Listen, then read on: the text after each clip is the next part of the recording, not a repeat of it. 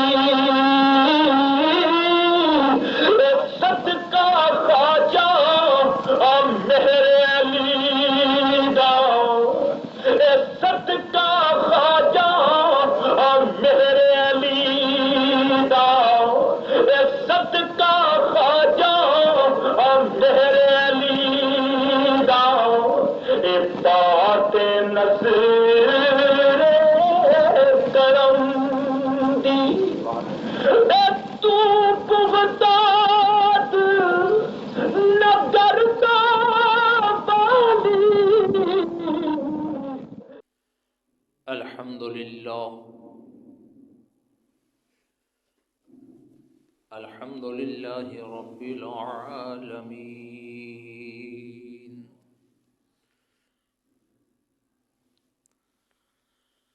والعاقبة للمتقين والصلاة والسلام على سيد الأنبياء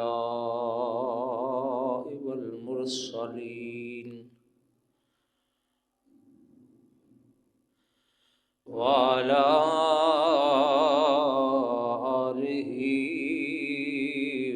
وأصحابه أجمعين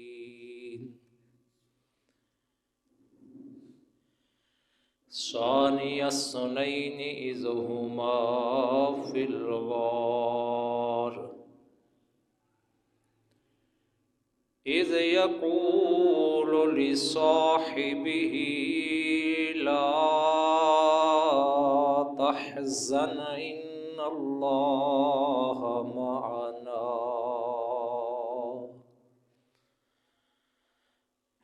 آمنت بالله صدق الله العظيم وصدق رسوله النبي الكريم الأمين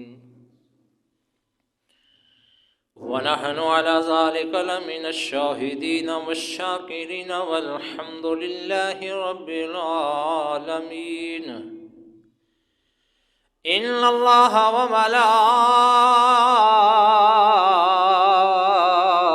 وملائكته يصلون على النبي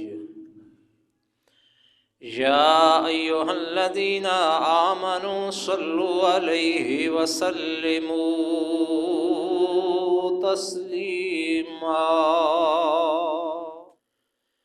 معیار ہونا چاہیدا اکو بھی حیاتی دا معیار ہونا چاہیدا اللہ دے حبیب نال پیار ہونا چاہیدا اللہ دے حبیب نال پیار ہونا چاہیدا سانو دسیا یار غار نے دوستو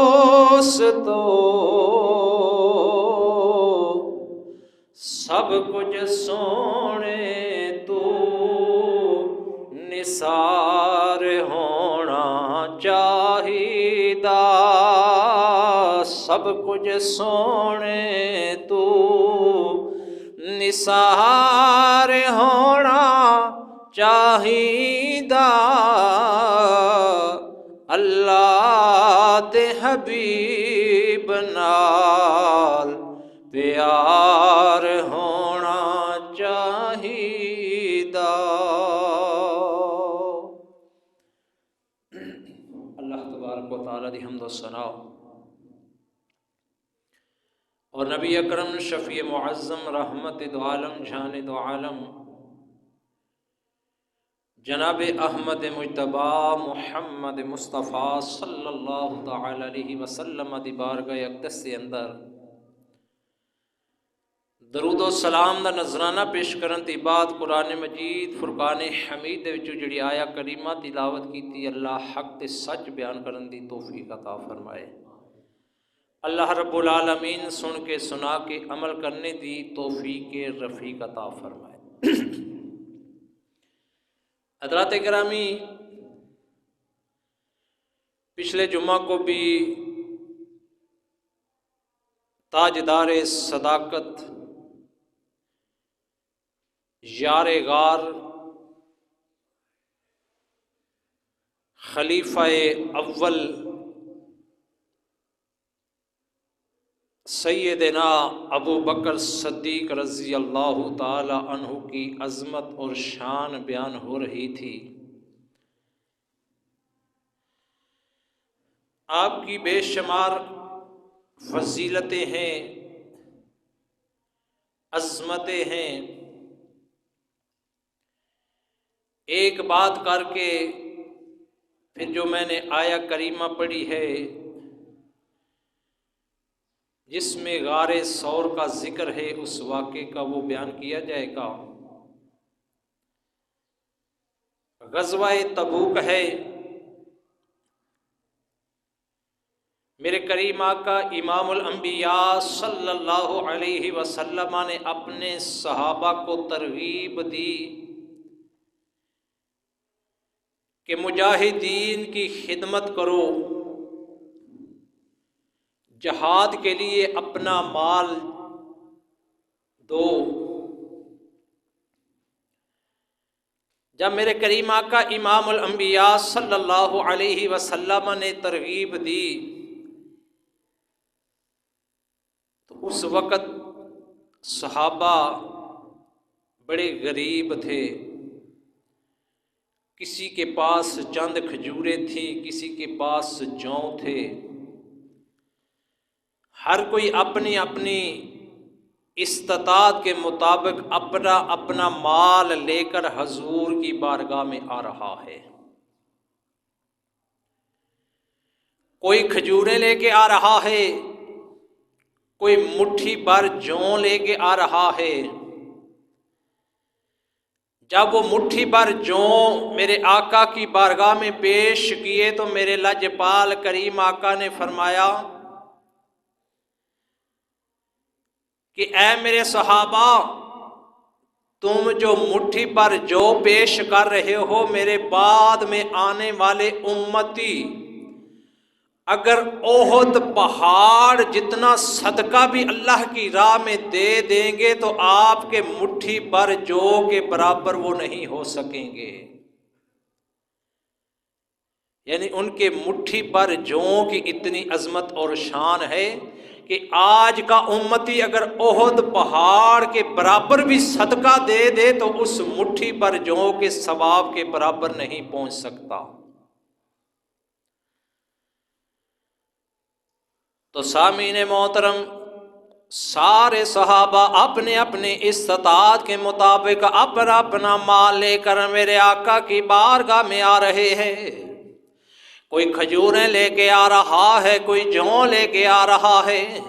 قربان جاؤں سیدنا عثمان غنی رضی اللہ تعالی عنہ، آپ 300 اونٹ سامان کے لدے ہوئے میری آقا کی بارگاہ میں پیش کرتے ہیں۔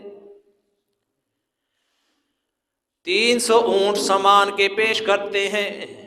حضرت عبد الرحمن بن عوف جو عشرہ مبشرہ میں سے ہیں، آپ کے پاس اس وقت 80,000 دینار تھے. آپ نے 40,000 دینار اپنے گھر والوں کے لیے چھوڑ دیے. 40,000 دینار لے کر میرے آقا کی بارگاہ میں حاضر ہو گئے.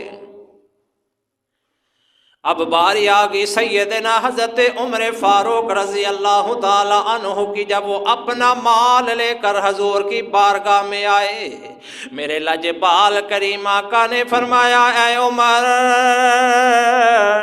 اپنے گھر والوں کے لیے کیا چھوڑا ہے؟ اپنے بیوی بچوں کے لیے کیوں چھوڑا ہے؟ کیونکہ میرے آقا کو حقوق العباد کا بھی خیال ہے، گھر والوں کا بھی خیال ہے. میرے آقا نے فرمایا اے عمر، گھر والوں کے لیے کیا چھوڑا ہے؟ عرض کی یا رسول اللہ صلی اللہ تعالی علیہ وسلم، آدھا مال گھر چھوڑ آیا ہوں، آدھا مال آپ کی بارگاہ میں لے آیا ہوں. اب صحابہ تعجب کر رہے ہیں کہ آج عمر فاروق بازی لے جائے گا، آج سبقت لے جائے گا، اپنے گھر کا آدھا مال لے کر حضور کی بارگاہ میں پیش ہو گیا ہے. ابھی صحابہ یہ سوچ رہے ہیں، تھوڑی دیر کے بعد ابو بکر صدیق بھی آ رہے ہیں. حضرت ابو بکر صدیق اتنی سادگی ہے، اتنی عاجزی ہے، اپنے گھر کا سارا سامان اپنے سر پہ اٹھا کے آ رہے ہیں. اور لباس کیسا ہے کہ آپ نے بوری کا لباس پہنا ہوا ہے، بوری کی قمیض ہے، بوری کا تہمت ہے، اور جو بیری کے کانٹے ہیں ان کے بٹن لگائے ہوئے ہیں. اپنا لباس بھی اس گٹھڑی میں رکھ کے حضور کی بارگاہ میں پیش کرنے کے لیے آ رہے ہیں. ادھر ابو بکر صدیق آ رہے ہیں، ادھر جبریل امین علیہ السلام میرے آقا کی بارگاہ میں حاضر ہو گئے. آج جبریل نے بھی بوری کا لباس پہنا ہوا ہے، آج لباس بوری کا پہنا ہوا ہے، قمیض بھی بوری کی ہے، تہمت بھی بوری کا ہے. میرے لجپال کریم آقا نے فرمایا اے جبریل، عرض کی یا رسول اللہ کیا حکم ہے؟ میرے آقا نے فرمایا جبریل آج لباس کیسا پہنا ہوا ہے؟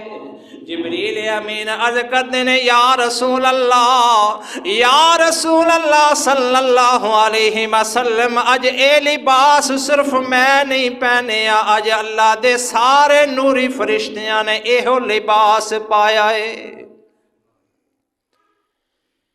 اج اے بوری دا لباس صرف میں نہیں، سارے نوری فرشتیاں نے اج اے لباس پایا ہے. یا رسول اللہ اپنی نگاہ نبوت اٹھاؤ، آج دیکھو تو یار صدیق نے کیڑا لباس پایا ہے. جدو میرے آقا نے دیکھیا صدیق نے بھی بوری دا لباس پایا ہے. جبریل امین عرض کردے نے یا رسول اللہ جدو صدیق نے یہ لباس پایا ہے، اللہ نے سارے فرشتیاں نو حکم دے دیتا ہے اج او لباس پاؤ جڑا میرے یار دے یار صدیق نے پایا ہے. اج او لباس پاؤ جڑا میرے یار دے یار صدیق نے پایا ہے. ہن صدیق اکبر اپنا سارا مال لے کے حضور دی بارگاہ دے وچ آ گئے، اپنا مال پیش کیتا. میرے لجپال آقا نے فرمایا اے صدیق گھر وچ کی چھوڑ آیا ہے؟ اپنے بیوی بچیاں واسطے کی چھوڑے آئے؟ قربان جاواں جڑا صدیق اکبر نے جواب دیتا، عرض کیتی سنیا کملی والیا، وضحا دے چہرے والیا، واللیل دیاں زلفاں والیا، میں اپنے گھر وچ اللہ تے اللہ دی رسول دی محبت چھوڑ آیا ہاں. میں اپنے گھر وچ اللہ تے اللہ دے رسول دی محبت چھوڑ آیا ہاں. سارا مال لے کے حضور دی بارگاہ دے وچ پیش ہو گئے. جدو مال پیش کیتا تے پھر جبریل امین حاضر ہوئے کہ اللہ فرماندا ہے کہ میرے صدیق کو پوچھو کہ مال دے کے میرے تے راضی ہے.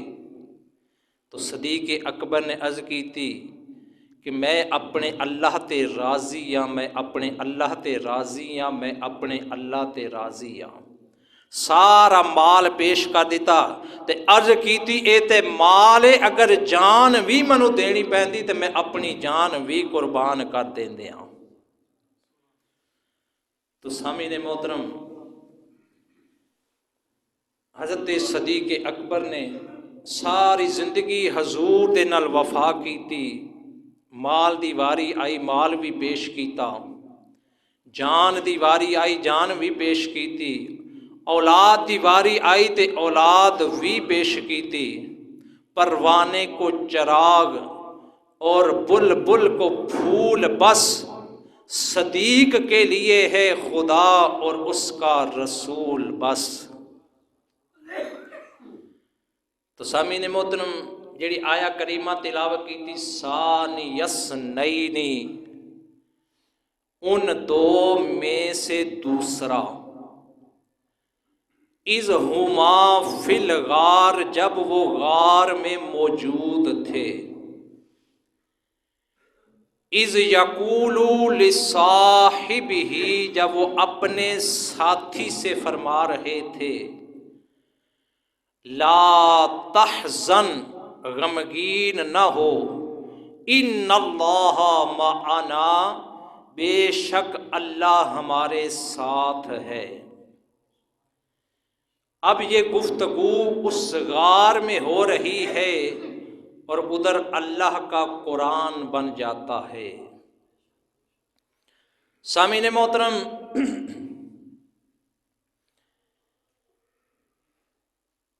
میرے کریم آقا امام الانبیاء صلی اللہ علیہ وسلم نے جب مکہ کے اندر توحید کا اعلان کیا کہ اللہ ایک ہے، وہ وحدہ لا شریک ہے، اس کی عبادت کرو،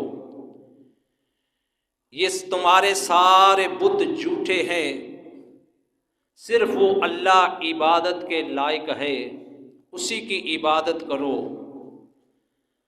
تو مشرکین مکہ نے مسلمانوں کو تکلیفیں دینا شروع کر دی، اذیتیں دینا شروع کر دی. مسلمانوں کے لیے نماز پڑھنا مشکل ہو گئی، قرآن پڑھنا مشکل ہو گیا، نیکی کا درس دینا مشکل ہو گیا. پھر اللہ کا حکم آ گیا کہ اے محبوب، اپنے غلاموں کو لے کر مدینہ ہجرت کر جاؤ. بڑے اختصار کے ساتھ، کیونکہ ٹائم مختصر ہوتا ہے، اب میرے کریم آقا امام الانبیاء صلی اللہ علیہ وسلم نے اپنے صحابہ کو بلایا اور فرمایا کہ تم آہستہ آہستہ مدینے سفر شروع کر دو. تھوڑے تھوڑے صحابہ ہو کے مدینہ جا رہے ہیں. ادھر ابو جہل نے دیکھا کہ مسلمان مدینے میں جا رہے ہیں، وہاں جا کر یہ طاقت پکڑ جائیں گے اور ہم پر حملہ کریں گے. اس نے میٹنگ بلائی اور اس میٹنگ میں یہ فیصلہ طے ہوا کہ نعوذ باللہ محمد صلی اللہ علیہ وسلم کو قتل کر دیتے ہیں، یہ کہانی ختم ہو جائے. اور یہ طے پایا کہ ہر قبیلے کا ایک ایک فرد جو ہے وہ اس میں شامل ہوگا، کیونکہ جب ارادہ یہ تھا قتل کا تو نعوذ باللہ جب محمد صلی اللہ علیہ وسلم قتل ہو جائیں گے تو پیچھے بنو ہاشم کس کس قبیلے سے قصاص لیں گے، بدلہ لیں گے، تو دیت دے کے معاوضہ دے کر معاملہ رفع دفع ہو جائے گا. کیونکہ سارے قبیلوں سے وہ بدلہ نہیں لے سکیں گے، قصاص نہیں لے سکیں گے، تو اس پر سارے متفق ہو گئے. اب میرے کریم آقا امام الانبیاء صلی اللہ تعالی علیہ وسلم ہجرت کی رات آئی تو حضرت علی المرتضیٰ شیر خدا رضی اللہ تعالی عنہ کو بلایا اور فرمایا کہ اے علی، آج کی رات تم میرے بستر پر میری چادر لے کر لیٹ جانا، یہ کافر تمہیں کوئی نقصان نہیں پہنچا سکیں گے۔ یہ میرے آقا کا عظیم الشان معجزہ ہے۔ میرے آقا نے فرمایا کہ اے علی، تم میرے بستر پر میری چادر لے کر سو جانا، یہ کافر تمہیں نقصان نہیں پہنچا سکیں گے۔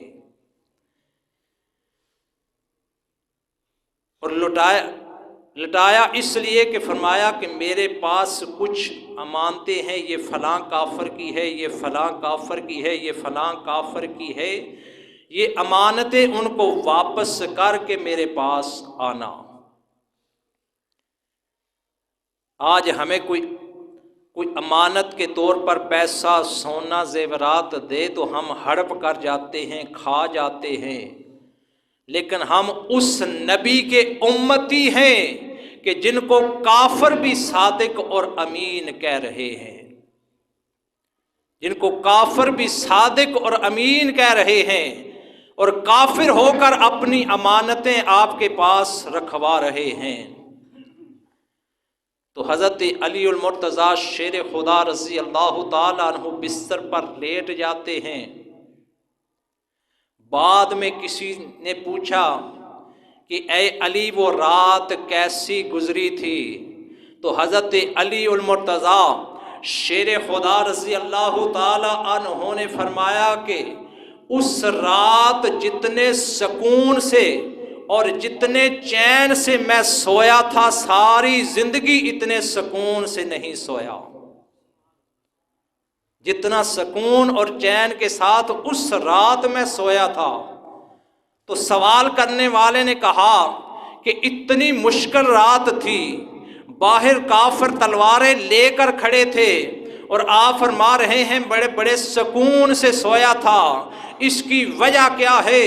تو حضرت علی المرتضیٰ شیر خدا رضی اللہ تعالی عنہ نے فرمایا کہ اس کی وجہ یہ ہے کہ ہر رات جب میں بستر پر سوتا تھا تو مجھے موت کی فکر لگ جاتی تھی کہ نہ جانے کس وقت موت آ جائے، لیکن اس رات جب میرے آقا نے فرمایا کہ اے علی، تم میرے بستر پر لیٹ جاؤ اور صبح فلاں مقام پر ملاقات ہوگی، تو مجھے یقین ہو گیا کہ آج رات مجھے موت نہیں آ سکتی، کیونکہ میرے آقا نے فرما دیا ہے کہ صبح فلاں مقام پر ملاقات ہوگی۔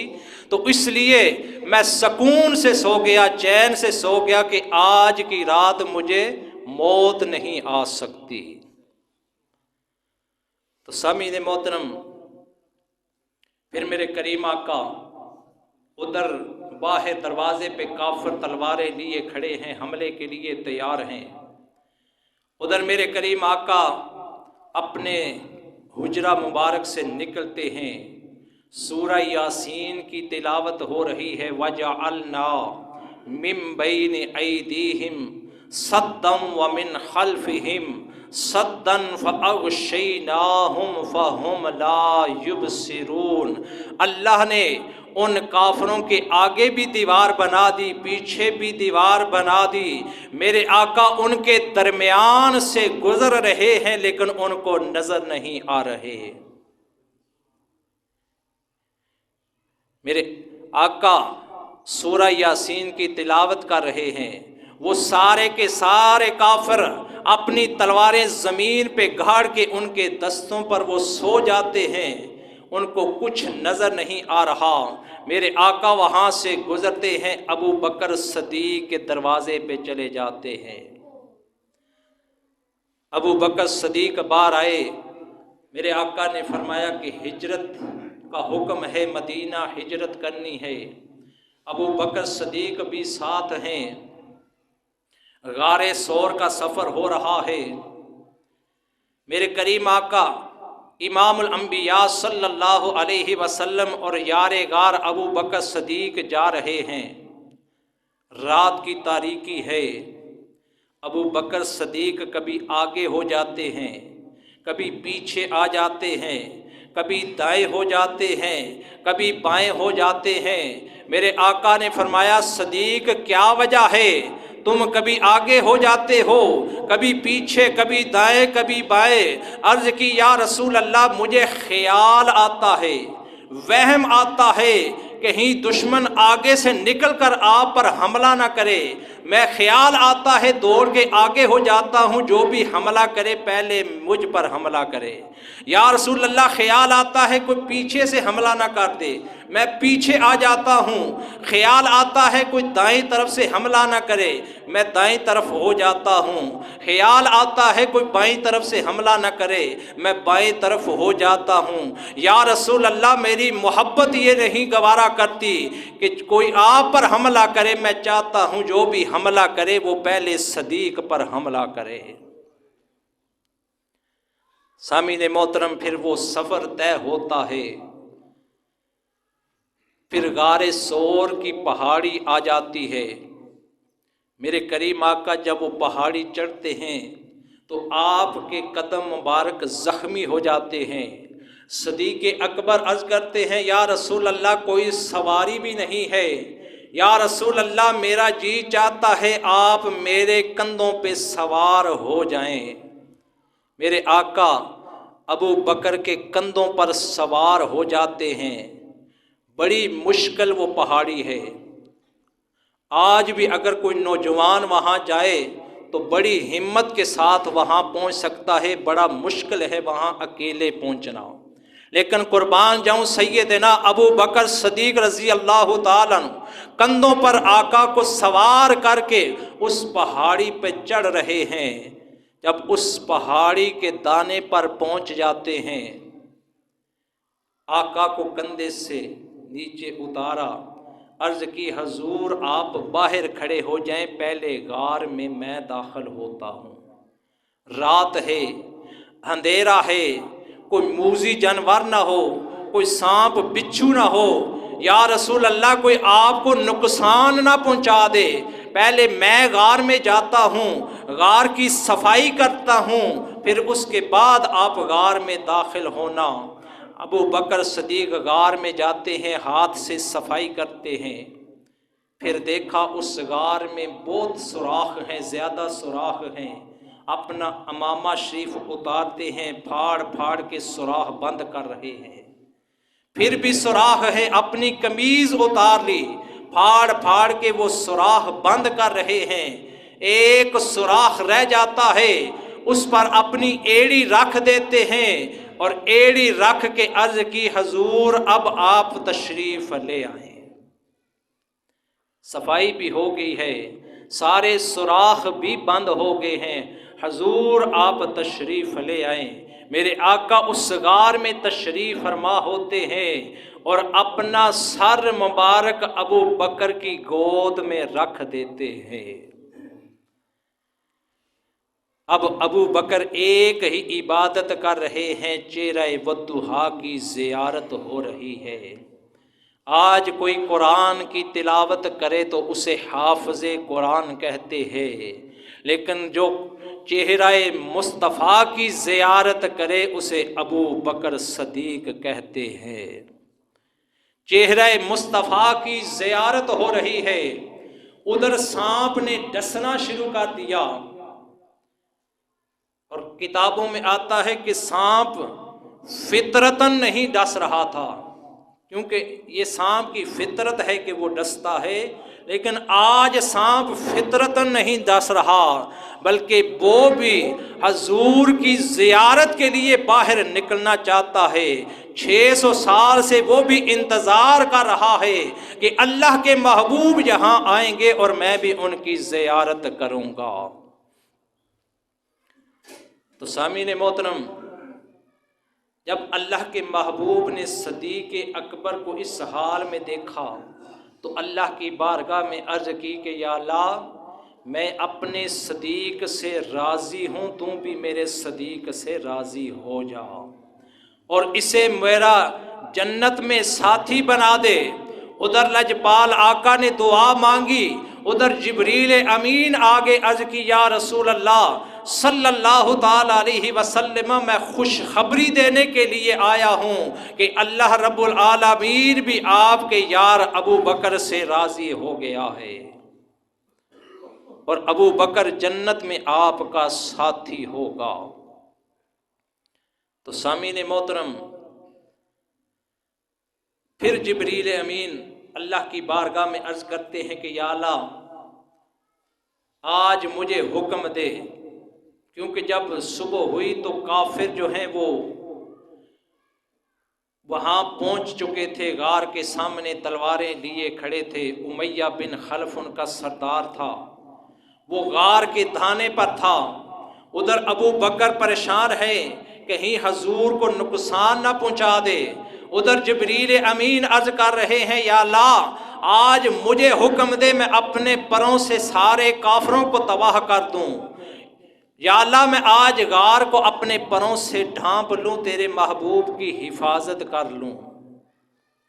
تو اللہ نے فرمایا کہ میری شان ہے ان اللہ علی کل شیء قدیر، آج میں ایک چھوٹی سی مکڑی سے کام لوں گا، اس مکڑی کو حکم ہو جاتا ہے کہ تو اس غار کے سامنے جا کے اپنا جالا جو ہے وہ تن دے۔ وہ مکڑی اس غار کے سامنے جالا بنا دیتی ہے، کبوتری کو حکم ہوتا ہے وہ وہاں انڈے دے دیتی ہے۔ سامعین محترم، کتابوں میں آتا ہے کہ وہ مکڑی بھی 700 سال سے حضور کے دیدار کا انتظار کر رہی تھی، کیونکہ کسی موقع پر اس مکڑی نے یہ دعا کی تھی کہ یا اللہ میں بھی تیرے حبیب کا دیدار کرنا چاہتی ہوں۔ تو اللہ نے فرمایا کہ غار صور پر چلی جا، وہاں میرا محبوب آئے گا تو وہاں اس کا دیدار کر لینا۔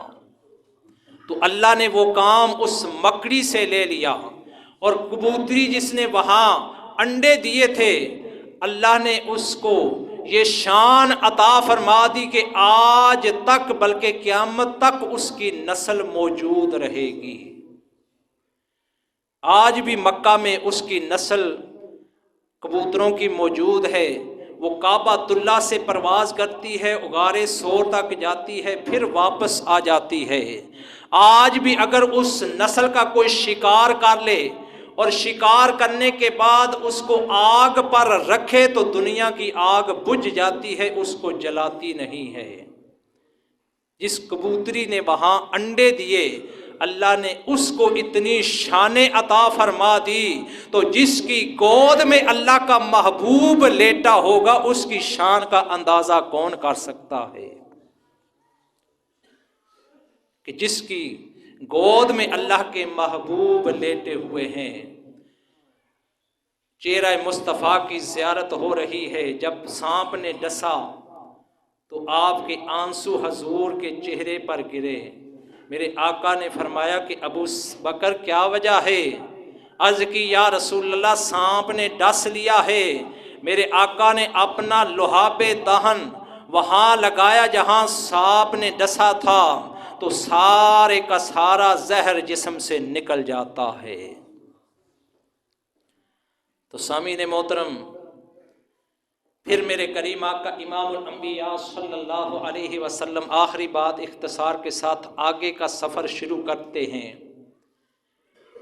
یہ مکہ سے 8 میل کا فاصلہ ہے غار صور کا، کیونکہ آپ نے مدینہ جانا تھا۔ جب پھر آگے سفر شروع کیا تو پیچھے ابو جہل نے انعام رکھ دیا کہ جو محمد صلی اللہ علیہ وسلم کو زندہ یا مردہ لے کے آئے گا اس کو 100 اونٹ انعام دیا جائے گا۔ تو مکے کے بے شمار نوجوان انعام کی لالچ میں پیچھے چل پڑے۔ ان میں ایک سراقہ بن مالک بھی تھا، وہ اپنے گھوڑے پہ دوڑتا ہوا پیچھے جاتا ہے، اسی راستے پہ جاتا ہے۔ جب حضور اور ابو بکر صدیق جا رہے ہیں، سراقہ بن مالک بھی پیچھے پہنچ جاتے ہیں۔ ابو بکر عرض کرتے ہیں یا رسول اللہ سراقہ ہمارے پیچھے آ رہا ہے، کہیں آپ کو نقصان نہ پہنچا دے۔ تو تو آپ نے فرمایا کہ ہمارے ساتھ اللہ ہے، وہ ہماری حفاظت فرما لے گا۔ ادھر آپ نے دعا کی، ادھر سراقہ کا گھوڑا زمین میں دنس جاتا ہے، پتھریلی زمین ہے، گھوڑا زمین میں چلا جاتا ہے۔ سراقہ پھر معافی مانگتا ہے، یا رسول اللہ مجھے معاف کر دیجئے، میرے آقا نے معاف کیا، گھوڑا باہر آتا ہے۔ پھر انعام کی لالچ ہے، پیچھے گھوڑا دوڑایا، پھر میرے آقا نے دعا کی تو گھوڑا زمین میں دنس گیا۔ پھر عرض کی یا رسول اللہ معاف کر دیجئے، میرے آقا نے معاف کیا اور دعا دی کہ اے سراقہ، ایران فتح ہوگا، ایران کا جو بادشاہ ہوگا اس کے جو کنگن ہیں وہ تیرے ہاتھوں میں آئیں گے۔ اب یہ میرے آقا نے دعا دی، ابھی سراقہ نے کلمہ نہیں پڑھا تھا، جب فتح مکہ ہوا تو سراقہ نے کلمہ پڑھا۔ پھر وقت گزرا، حضرت عمر فاروق رضی اللہ تعالی عنہ کا دور خلافت آیا، سراقہ بن مالک بیمار ہیں، 100 سال کی عمر ہو چکی ہے، سخت بیمار ہیں، لوگ عیادت کے لیے جاتے ہیں تو سراقہ کہتے ہیں کہ میں اس وقت تک نہیں مروں گا جب تک میرے آقا کی حدیث پوری نہیں ہوگی۔ میرے آقا نے جو دعا دی تھی، پھر حضرت عمر فاروق کا دور ہے، ایران فتح ہوتا ہے، مال غنیمت آتا ہے۔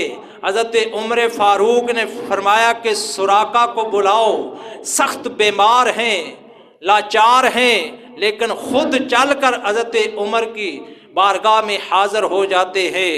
اب حضرت عمر فاروق رضی اللہ تعالی عنہ وہ ایران کے بادشاہ کے کنگن سراقہ بن مالک کے ہاتھوں پہ پہنا رہے ہیں۔ تو اجتماع میں کسی نے کہا کہ مرد پر سونا حرام ہے، تو حضرت عمر فاروق نے فرمایا کہ ہاں مردوں پر سونا حرام ہے، لیکن سراقہ بن مالک پر حلال ہے۔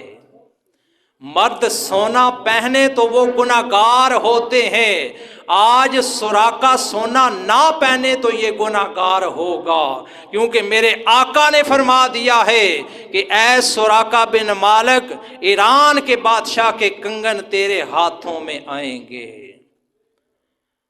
تو سامعین محترم، کی محمد سے وفا تو نے تو ہم تیرے ہیں، یہ جہاں چیز ہے کیا، لوح و قلم بھی تیرے ہیں۔ اللہ ہمیں عمل کرنے کی توفیق عطا فرمائے۔